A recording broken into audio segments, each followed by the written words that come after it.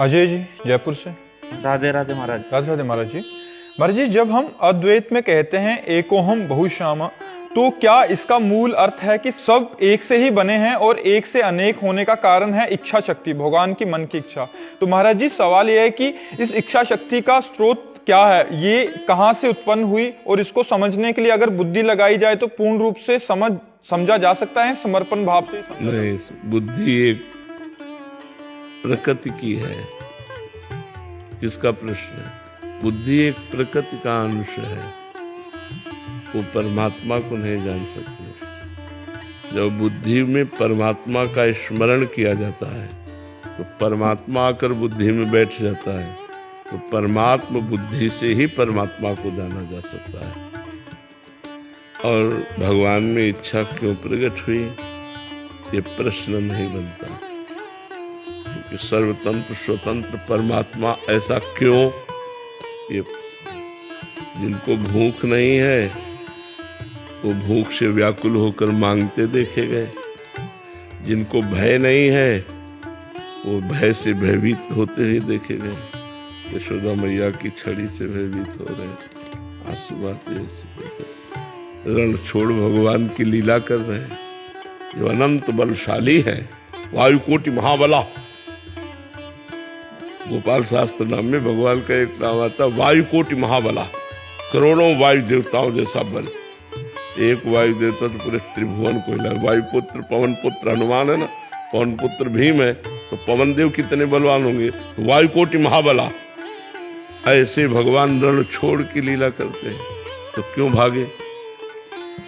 जो अनंत ब्रह्मांडों का भरण पोषण करते हैं वो माखन चोरी की लीला करते हैं। भगवान पर क्यों तो प्रश्न नहीं किया जा सकता। भगवान ने इच्छा की क्यों की? एको हम बहुत, जब खेलने की इच्छा होती है तो खेल अकेले में नहीं होता है।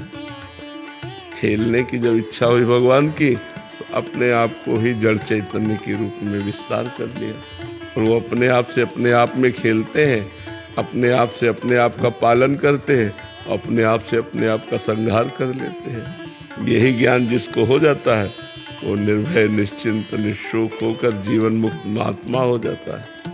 बात समझ रहे ना बच्चे? तो भगवान ने ऐसा क्यों, ये प्रश्न नहीं बन सकता, क्योंकि फिर तो हमारे अंदर संशय ही बना रहेगा। भगवान की दिव्य लीलाएं हैं, भगवान ऐसा भगवान ने क्यों किया? तो भगवान क्यों नहीं है? भगवान है स्वाभाविक बालवत चेष्टा होती है। जैसे बालक घरौंदा बनाते हैं ना मिट्टी के गांव में, और थोड़ी देर के बाद मन भर गया, वैसे वैसे क्यों चल दिया। बैलगाड़ी जाती है, बैलगाड़ी में बैठ के आधा किलोमीटर दूर जाते, फिर वहां से पैदल लौट के आते और उससे पूछो क्यों? बालक है, बालवत चेष्टा हो रही उनकी। बालक है, गाड़ी में बैठ के गए आधा किलोमीटर तक, फिर वहां से उतरे पैदल चले आए। तो ऐसे बालवत जैसे चेष्टा पर प्रश्न नहीं उठ सकता कि ऐसा क्यों इतना घरौंदा बनाया, 1 मिनट में बिगाड़ दिया। बैलगाड़ी में जब पैदल ही आना है, लौट के तो चढ़ के क्यों गए? तो जैसे बालवत चेष्टा पर हम प्रश्न नहीं कर सकते, ऐसे भगवत चेष्टा पर हम प्रश्न नहीं कर सकते। भगवान का कोई संकल्प नहीं होता, भगवान की कोई इच्छा नहीं होती।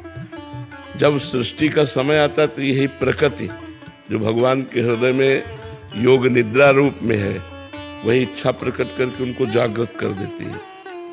भगवान की इच्छा क्या है? माया। भगवान की इच्छा क्या है? यही प्रकृति। यही प्रकृति भगवान के हृदय में इच्छा उत्पन्न कर देती, संकल्प बनता है एको हम बहुश्यामा, मैं एक बहुत रूपों में हो जाऊं। ये सब पूरा विस्तार हो गया भगवान का। और जब संकल्प होता है कि मैं बहुश्यामा एको हम, तो सब समेट जाते हैं संहार हो जाता है, सब महाप्रलय हो गई। अकेले योग निद्रा में भगवान शैल करते रहते हैं। महाराज जी, ईश्वर के आत्मसमर्पण से पहले अक्सर हमारे साथ तो ये होता है कि पहले बुद्धि लगाने लग जाते हैं हम, तो उसकी वजह से खूब लगाओ बुद्धि। जैसे मान लो मछली है तो समुद्र में तैरे तो खूब तैरे, उसके लिए बहुत है। तो भगवान ज्ञान समुद्र, कितनी बुद्धि लगाओगे? तो क्या लगाना चाहते हो बुद्धि? आप बताओ, हम आपकी बुद्धि को दौड़ बता दें। दौड़ो, क्या लगाना चाहते हो? कहाँ लगाना चाहते हो? क्या जानना चाहते हो? क्या पाना चाहते हो? बुद्धि लगाते लगाते आखिर में यही समझ में आता है कि वो काम नहीं करती है, आत्मसमर्पण ही काम करती ये बात, ये अब आप सही रास्ते पे हो। बात यह है कि हमारी बुद्धि बहुत छोटी है, प्राकृतिक है। उस पर ब्रह्म परमात्मा को राम अतर्क बुद्धि मन बानी, बुद्धि और मन की तर्कना से हम परमात्मा को नहीं जान सकते। हम परमात्मा की शरण में होकर परमात्मा को जान सकते हैं, क्योंकि सोई जाने जे देह जनाई और जानत तुम्हें तुम्हें हो जाए। परमात्मा जिसको गुरु रूप से जना देता है वही परमात्मा स्वरूप हो जाता है, क्योंकि हम सब परमात्मा स्वरूप ही हैं। भ्रम से हम अपने को स्त्री पुरुष मानकर इस माया के प्रपंच में फंस गए, तो अब अपने को परमात्मा स्वरूप कहना एक पाप सा लगता है।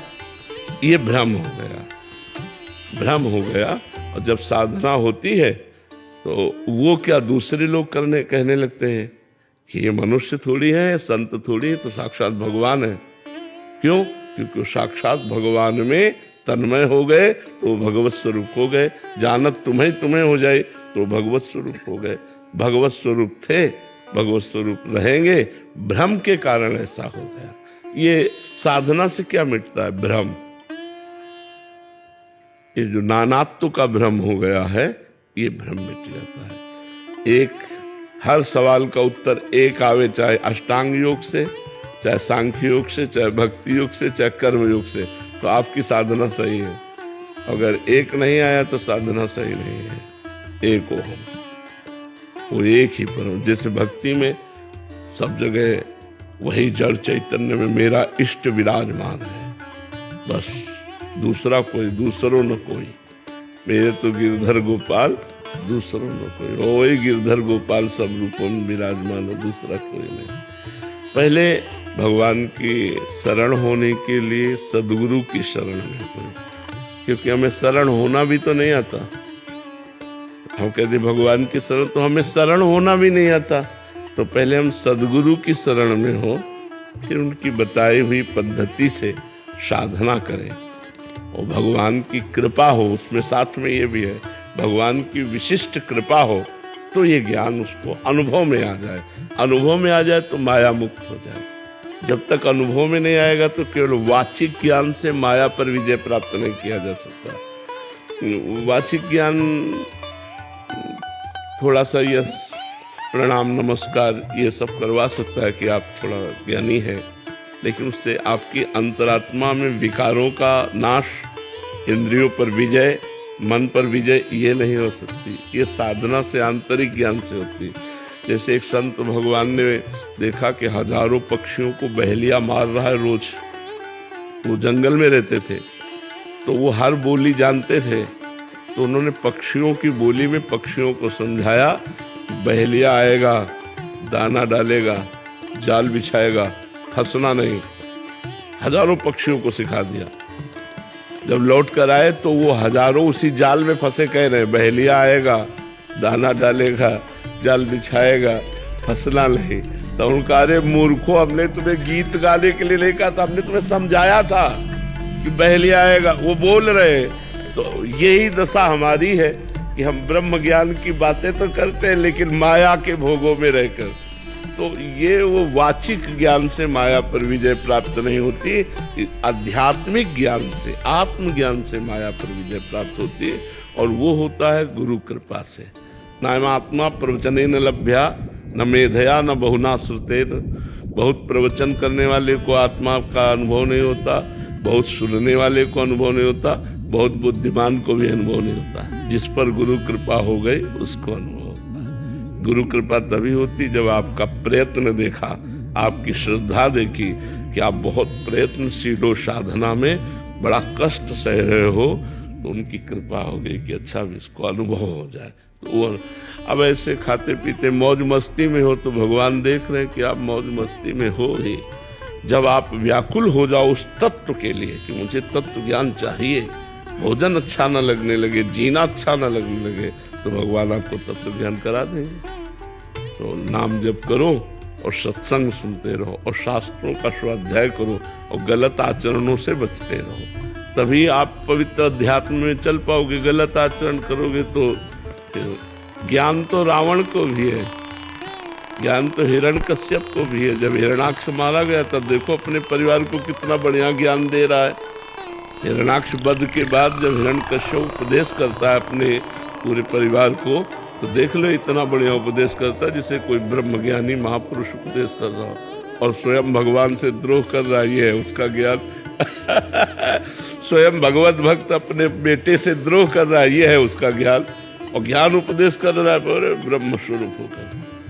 कंस को ज्ञान नहीं है क्या? इतना सुंदर उपदेश कर रहा है। जब वसुदेव देवकी के चरण पकड़कर बाद में, तो बड़ा बढ़िया उपदेश कर रहा है। तो ज्ञान तो सबको है, लेकिन वो वाचिक अध्यात्म ज्ञान हो जाए। ज्ञान स्वयं के लिए है, काम क्रोध आदि पर विजय प्राप्त करके और भगवत स्वरूप में स्थित हो जाने के लिए ज्ञान है। जब स्वयं विषय त्यागी, स्वयं भगवत भजन परायण, स्वयं आत्मज्ञान, फिर वो जब किसी को आत्मज्ञान देता है तब उस पर प्रभाव पड़ता है। तो इसीलिए उपदेश जो हम शास्त्रों के पढ़ते हैं या संतों से सुनते हैं, ये लाभ हमें तभी देंगे जब गलत आचरणों का त्याग कर हम भजन में लगे। अगर भजन नहीं, गलत आचरण और बोले हम सत्संगी हैं, तो फिर वो सत्संगी नहीं। तो एक सेठ जी रोज सत्संग में जाते थे 20 साल से, नियम था सत्संग का। तो 2-3 दिन के लिए कहीं रिश्तेदारी जाना था, तो लड़के से कहा हमारा नियम न टूटे, तुम सत्संग चले जाओ। तो लड़का सत्संग में गया तो सुना कि यदि गाय चर रही हो तो उसे डंडा मार के भगाओ मत। यदि गाय कुछ खा रही हो तो आप उसे पीटिए मत, भगवान उसे कई गुना आपको देंगे, क्योंकि गाय धर्म की माता है, धर्म माता है। और उसने बेचारे ने सुना तो वो तीसरे दिन उसका पिता आ रहा था, इतने में एक गाय, परचून की दुकान थी, तो आटा के बोरे में मुंह लगाए तो हाथ जोड़े खड़ा था। उसने आया और अंधा है, गाय खा रही आटा। बोले सत्संग में कहा था कि गाय यदि खा रही हो तो मारे। बोले 20 साल से सुन रहा हूं, तुझे 2 दिन में सत्संग 20 साल से सुन रहा हो, केवल सुनने की बात है, वो उतारने की थोड़ी है, बाल डंडा। तो ये वो नया पवित्र हृदय उसने स्वीकार। सत्संग में 2 दिन में उसका बदलाव हो गया, और उसका 20 साल में बदलाव नहीं हुआ, क्योंकि वो इसलिए केवल जाता है कि मैं सत्संगी हूँ और 20 साल से सत्संग सुन रहा हूँ। तो ऐसे सत्संग श्रवण से, ऐसे शास्त्र स्वाध्याय से लाभ प्राप्त नहीं होता, उसको आचरण में उतारा जाए। जो सुना उस पर